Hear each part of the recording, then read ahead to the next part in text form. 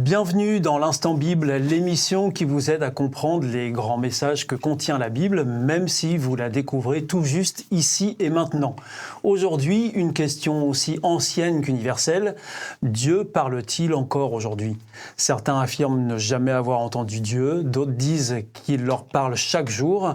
Alors, est-ce que Dieu est devenu silencieux ou est-ce que nous ne savons plus l'écouter ? Pour en discuter, j'ai le grand plaisir d'être entouré des pasteurs Philippe Leduc. Bonjour. Bonjour. Et Pascal Rodet. Bonjour. Bonjour à tous. Merci de votre présence à tous les deux. Je vous propose qu'on explore ensemble ce mystère. Si Dieu parle, alors comment reconnaître sa voix ?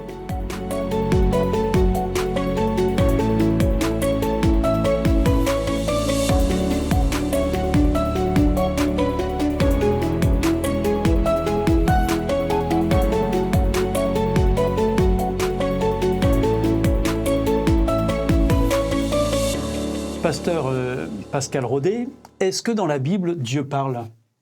Question simple. C'est moins qu'on puisse dire. Alors je dirais oui, mais ça ne va pas suffire, peut-être la réponse. Oui, si vous pouvez développer, ce serait bien. À plusieurs endroits, Dieu parle directement avec certaines personnes. C'est le cas d'ailleurs dès la création, avec Adam et Ève. On sent bien que Dieu est présent, Dieu parle avec Adam et Ève. On voit bien avec Abraham aussi, ça se voit à plusieurs reprises. C'est un Dieu qui est présent, pas systématiquement, et pas dans toute la Bible. Dieu n'est pas présent physiquement dans toute la Bible, mais il parle.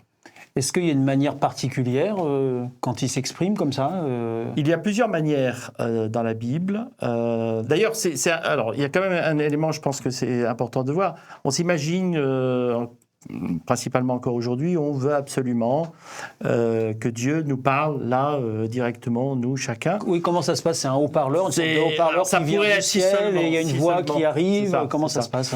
On aimerait bien souvent ce genre de choses, ce qui n'est pas le cas. Or, quand on regarde ne serait-ce que l'Ancien Testament, qui, selon la Bible, il y a 4000 ans d'histoire dans l'Ancien Testament, sur 4000 ans d'histoire, il n'y a que quelques moments où Dieu parle directement aux hommes. Donc, ça veut dire que ce n'est pas si énorme que ça, mathématiquement, j'ai envie de dire. Il y a donc ici autre chose quand Dieu parle.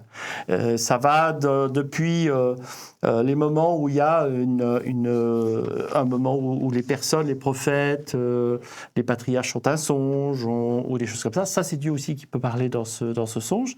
Et puis, il y a véritablement une relation intérieure pour certains aussi qui peut être une source de communication. Et est-ce que ça peut être tout simplement relié à une époque, celle de la Bible, pendant laquelle Dieu s'exprimait et aujourd'hui, plus rien. On a des exemples très forts dans la Bible, donc forcément oui, on pourrait dire ça, mais je ne voudrais pas réduire ce principe-là uniquement dans la période de la Bible. Au jour d'aujourd'hui, il peut y avoir encore quelque chose qui se passe dans une relation avec Dieu. Alors on y viendra peut-être un peu plus tard dans cette émission. Pasteur Philippe Leduc, est-ce qu'il y a une hiérarchie ou des canaux privilégiés par lesquels Dieu choisit de s'exprimer particulièrement ? Alors, avant que l'écrit n'apparaisse et la Bible qu'on a entre les mains, la transmission orale marchait beaucoup. C'est-à-dire que de génération en génération, les personnes partageaient les informations qu'elles avaient reçues et ça se transmettait comme ça. Donc, quand Dieu parle concrètement dans certains passages de l'Ancien Testament, on a Dieu qui parle. Une fois qu'il a parlé, les gens qui l'ont entendu le retiennent, en parlent à leurs enfants, qui eux-mêmes en parleront à leurs enfants, etc. Ça se transmet comme ça de génération en génération. Et puis, à un moment donné, donc, les choses ont été mises par écrit, et on a la chance aujourd'hui d'avoir la Bible qui, pour les croyants... Qui contient finalement quel est le prolongement de cette transmission orale ? Le croyant pense que ce qui est écrit dans la Bible, c'est pas... uniquement fait de paroles d'hommes, mais que ces écrits ont été inspirés. Et on s'appuie là-dessus sur un texte qui parle vraiment de cela, 2 Timothée 3, verset 16, où tous les livres saints ont été écrits avec l'aide de Dieu, la fameuse notion d'inspiration, qui est un petit peu mystérieuse, mais voilà, ça veut bien dire ce que ça veut dire, être inspiré. Ce sont nos mots, mais inspirés par Dieu. Le texte rajoute « Ils sont utiles pour enseigner la vérité, pour persuader, pour corriger les erreurs, pour former à une vie juste. » Donc voilà, un des canaux que Dieu utilise, c'est sa parole.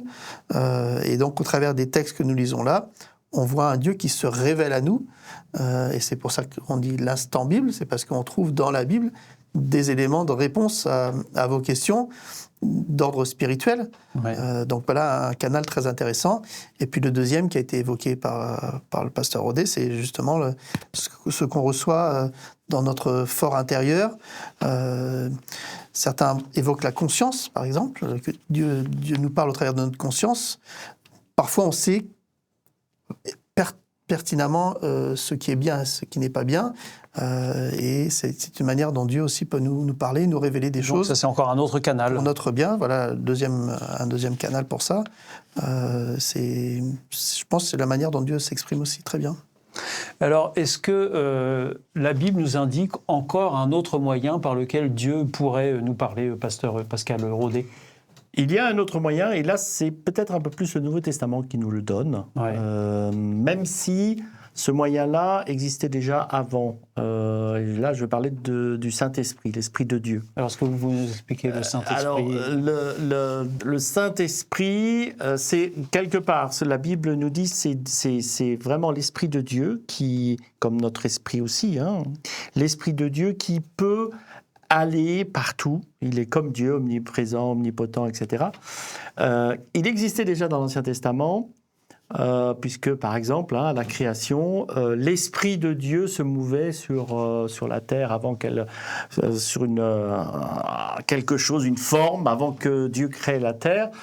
Donc, voilà, il y a quelque chose qui y avait à ce moment-là. Mais ce n'est pas quelque chose de très important et précis dans l'Ancien Testament. Par contre, dans le Nouveau, il y a quelque chose qui arrive et qui est lié d'ailleurs à un Jésus qui veut nous l'offrir, qui veut nous dire « vous n'allez pas être seul ».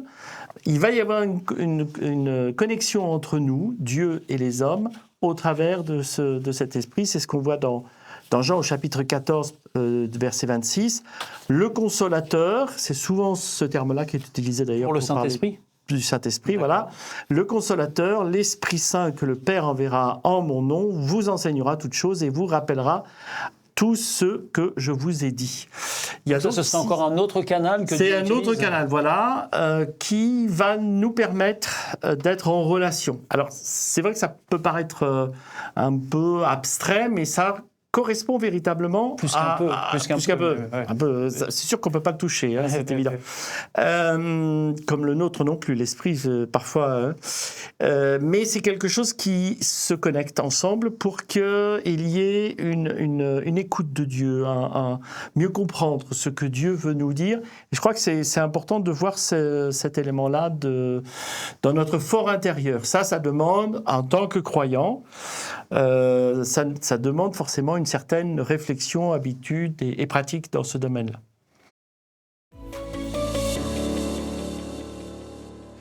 Alors restez bien avec nous, c'est l'Instant Bible et aujourd'hui nous tentons de répondre à une question mystérieuse avec les pasteurs Pascal Rodet et Philippe Leduc. Est-ce que Dieu nous parle encore aujourd'hui ? Alors, est-ce que Dieu parle vraiment à tous ou seulement à quelques privilégiés, pasteur Leduc ? Non, ça serait triste. Ça serait triste s'il ne parlait qu'à des professionnels de la religion, qu'à des prêtres, à des pasteurs, et puis il ne parlait pas aux autres. Il pourrait y avoir des élus, je ne sais pas. Oui, non, Dieu s'adresse à tout le monde, de la même manière que Jésus, quand il était sur terre aussi, s'adressait à tout le monde. D'ailleurs, ça lui a été reproché parfois de s'adresser à des gens qualifiés de peu fréquentables, mais pourtant il y allait. Ouais. Ce qui nous prouve bien que Dieu s'adresse à chacun. Maintenant, c'est nous qui ne l'entendons pas forcément. Et je peux prendre l'analogie avec le soleil. Le soleil, il est là tout le temps. Simplement, parfois, il y a des nuages devant. Et donc, ce n'est pas parce qu'on ne voit pas le soleil que le soleil n'est pas là. Le soleil est là, mais il est caché derrière les nuages. Donc, de la même manière, quand Dieu nous parle, ce n'est pas parce qu'on ne l'entend pas qu'il ne nous parle pas. Et alors, est-ce qu'il y a une technique ou quelque chose de particulier à faire pour justement être plus à l'écoute de Dieu? Le fameux savoir écouter. Et quand on n'arrête pas de parler, on n'écoute pas. Donc parfois, il faut se taire, être en silence, ce qu'on appelle la méditation, c'est-à-dire à la fois prendre des textes bibliques, les lire, mais aussi prendre le temps ensuite de faire le vide et puis d'entendre Dieu s'exprimer. Alors, il peut s'exprimer dans le silence, mais il peut s'exprimer aussi au travers de la rencontre d'autres personnes qui, dans leur manière dont ils vont s'exprimer, Dieu va les utiliser pour me transmettre une information, une idée, une exhortation, un encouragement. Donc, Dieu s'exprime aussi à travers de ces gens-là. Pasteur Pascal Rodet, donc dans une époque où on est un peu saturé de bruit, de notifications, de trucs en tout genre qui attirent notre attention dans tous les sens, comment est-ce qu'on peut apprendre à faire silence pour entendre Dieu? Ça, c'est une question. Et qui est pourtant capitale. En effet, on est dans des situations où on est constamment d'abord bombardé d'informations, de sons, de différentes choses, surtout si on vit dans une ville, même à la campagne, hein, et on arrive souvent à avoir des sons, mais beaucoup plus calme quand même que dans la ville. Moi, je pense qu'il est important d'abord d'en être conscient de cela. C'est-à-dire que je donne souvent cette image-là. Il nous arrive parfois à la maison, alors qu'on pourrait être tranquille, etc. On allume la télé, on allume la radio, on met quelque chose, et une télé ou une radio toute la journée, sans qu'on y fasse attention, mais c'est automatique. Et on ne sait jamais ce qui a été dit. Pourtant, elle est là. On n'écoute pas. On n'écoute pas. Donc ça, c'est du bruit. Mais on est complètement... et pourtant, tous les jours, on l'allume, cette fameuse télé ou radio. Ça, c'est un peu la difficulté, c'est qu'à un moment donné, on veut du bruit, mais on se renferme. Donc c'est là où là, il faut se poser, il faut se dire, il faut en être conscient, de se dire, maintenant, alors pour pasteur Philippe parlait du soleil, moi je prends ma télévision. Maintenant, je me pose, je m'assois, je me dis, là, maintenant, j'écoute ce qui est dit. Ça demande une décision personnelle, une mise en place personnelle. Il y a aujourd'hui des termes nouveaux qui disent la pleine conscience. Alors ça, c'est encore une autre étape, la pleine conscience, mais c'est en effet cela, c'est-à-dire que quand je fais quelque chose, est-ce que je suis conscient de ce que je fais, de ce que j'entends, de ce que je regarde, de ce que j'écoute, de ce que je dis, et donc ça implique à un moment donné de se poser, de se dire stop. Texte d'ailleurs qui est assez intéressant. On parle ici notre société, beaucoup de bruit, etc. Pourtant, à un moment donné, même Dieu finit d'en avoir un peu marre des gens qui sont toujours en train de courir. Dans l'Ancien Testament, où on a un texte dans les psaumes où il dit, donc c'est vraiment loin, hein, ça fait partie des moments où il n'y avait pas de télé, pas de radio, où dans le psaume 46 au verset 11, il dit « Arrêtez et sachez que je suis Dieu ». Il aurait pu dire, voilà, je ne sais pas, faites silence, faites le vide. Non, arrêtez-vous, posez-vous. Ça, c'est la première étape. De se dire consciemment, maintenant, je m'arrête et j'écoute. Je suis conscient du Dieu que je veux rencontrer là, maintenant. Et là, c'est déjà un bon départ. Alors, pasteur Philippe Leduc, je me tourne vers vous, mais cette question s'adresse à vous deux en même temps, et vous imaginez bien que vous n'allez pas y couper. En fait, vous êtes pasteur. Dites-nous, est-ce que Dieu vous parle au quotidien ? Et si oui, comment ça se passe ? Est-ce qu'il y a une voix qui vous arrive comme ça ? Expliquez-nous un peu ça. C'est un peu le résumé de tout ce qu'on a dit là, c'est-à-dire Dieu s'exprime de différents canaux, et heureusement on est au bénéfice de ces canaux-là, c'est-à-dire au travers de la lecture, mais au travers aussi des rencontres. Il y a énormément d'informations qui nous viennent, et c'est certain que parmi toutes ces informations qui nous viennent, Dieu nous parle. Ça serait triste de se dire que Dieu ne nous adresse jamais la parole. Simplement, c'est pas exactement la même forme qu'avec quelqu'un qui est là. Voilà, c'est ça qui est plus difficile. C'est pas comme dans les films, les péplums, les 10 commandements, par exemple, où on entend une grosse voix de Dieu qui parle et tout le monde se prosterne. C'est pas comme ça. Non, il faut savoir discerner justement dans ce qu'on vit, ce qui vient de Dieu, et reconnaître dans l'actualité, dans notre vie de tous les jours, qu'est-ce qui émane de Dieu. Et ça, c'est un danger de ce que vous dites, parce que c'est quelque part cette envie, comme on a l'habitude maintenant ici, c'est on appuie sur un bouton, on veut avoir la réponse tout de suite. ChatGPT, c'est excellent d'ailleurs pour ça, il suffit d'envoyer... ChatGPT ou Claude ou d'autres. Voilà, on ne va pas faire de publicité en effet. Je rentre une information, je l'ai tout de suite, c'est merveilleux. Mais est-ce que j'ai réfléchi ? Ben non. Est-ce que je me suis posé, rentré en discussion ou en écoute ? Pas vraiment. Et je pense que ça aussi, c'est une expérience que j'ai faite plusieurs fois. C'est d'ailleurs, forcément, en tant que pasteur, on a l'habitude de prendre du temps pour des méditations personnelles. Ça aussi, c'est important parce qu'on se dit toujours, oui, mais vous êtes au milieu de la Bible, vous, donc il n'y a pas de problème. Si, le danger, c'est parce que justement, on est constamment dans la Bible, on ne prend pas du temps pour soi, pour se poser, pour se dire, qu'est-ce que Dieu a à me dire au travers du texte biblique aujourd'hui ? Ça, c'est important pour moi, en tous les cas, de vivre cette expérience, comme j'ai déjà vécu pas mal de fois. Merci à vous deux, pasteur Pascal Rodet, Philippe Leduc. On retient aujourd'hui que si Dieu parle encore, il le fait peut-être de manière moins spectaculaire qu'on l'imagine, néanmoins tout aussi réelle. La Bible, une parole intérieure, une intuition, un conseil, un événement marquant, autant de façons dont Dieu peut attirer notre attention. Le défi, c'est peut-être tout simplement de faire silence autour de nous et en nous. Et si vous avez envie d'aller plus loin, de tester cette idée que Dieu pourrait vous parler, à vous aussi, personnellement, sachez que vous pouvez recevoir gratuitement une Bible en la demandant aux coordonnées qui suivront. Merci à vous, messieurs, d'avoir été avec nous et de nous avoir accompagnés tout au long de cette émission. À très vite pour un nouvel Instant Bible. Merci. Merci. Au revoir. Au revoir.